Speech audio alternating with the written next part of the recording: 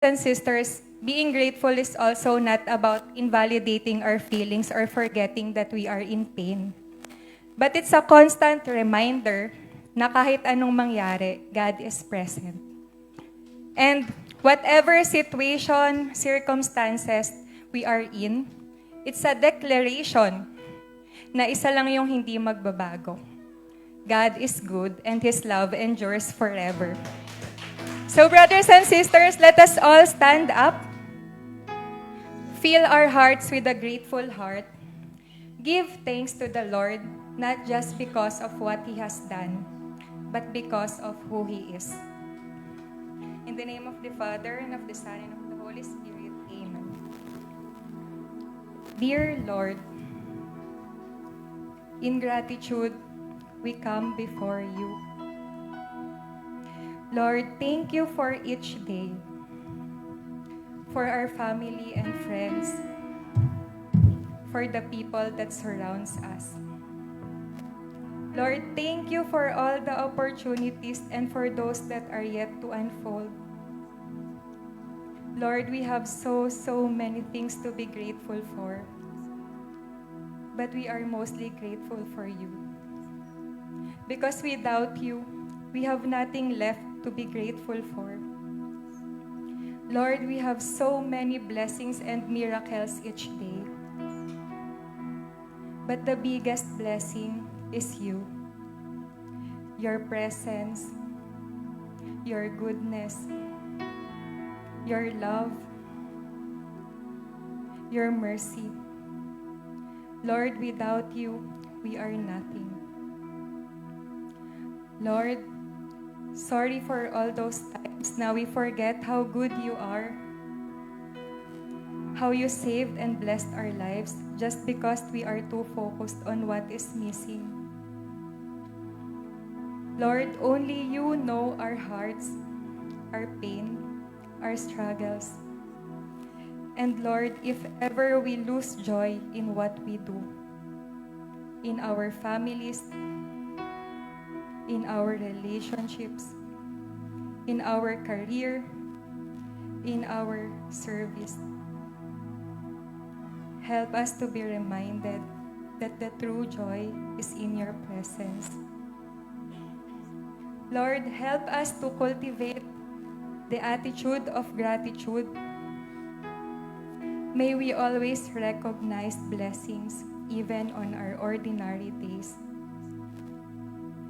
May we always see beauty even in our most challenging days. And may we always be reminded how abundant your love and your mercy that sustain us every day. And Lord, may we express our gratitude not just by words, but even through actions, by being kind, loving, understanding, and compassionate to others. Lord, maraming salamat sa sukdulan mong biyaya at pagmamahal.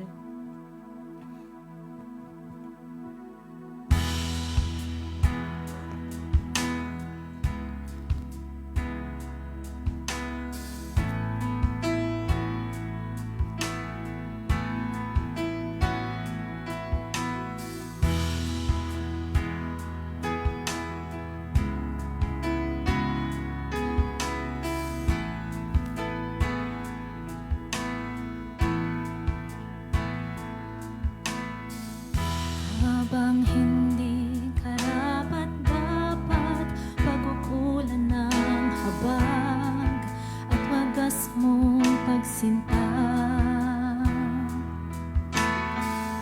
habang walang kakayanang masuklian ka ng mabuti sa lahat mong ginawa,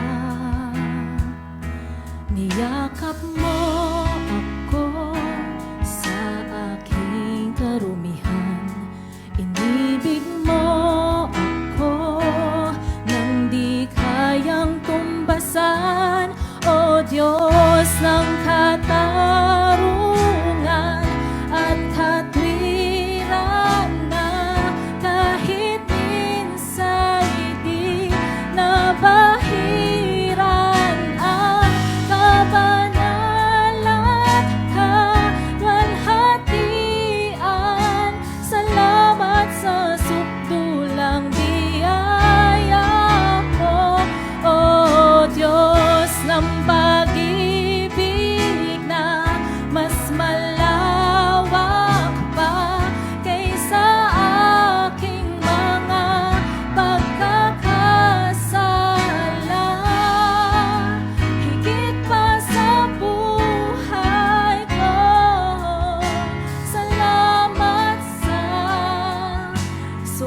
pulang biyaya mo.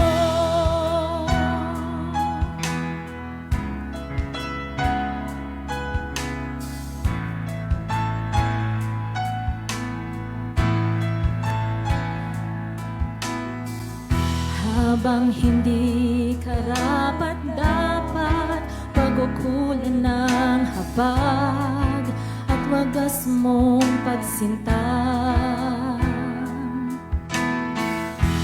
Habang walang kakayanang masuklian ka ng mabuti sa lahat mong ginawa,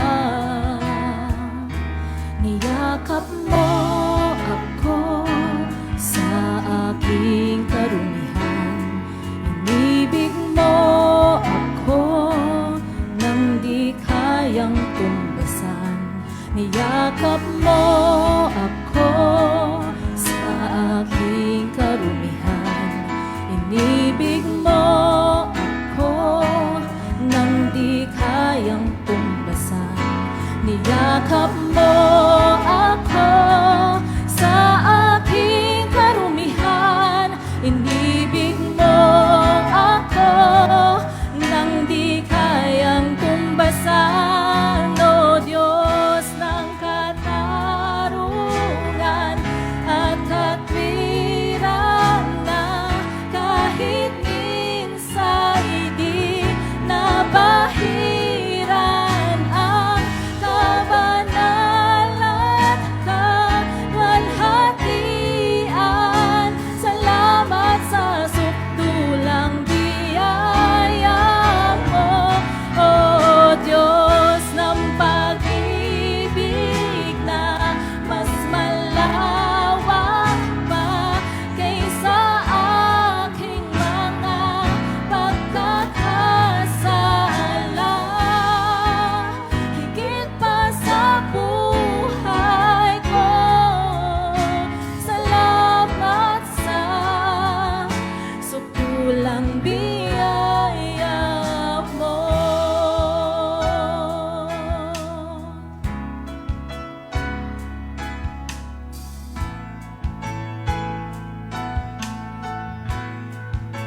Salamat, O Diyos.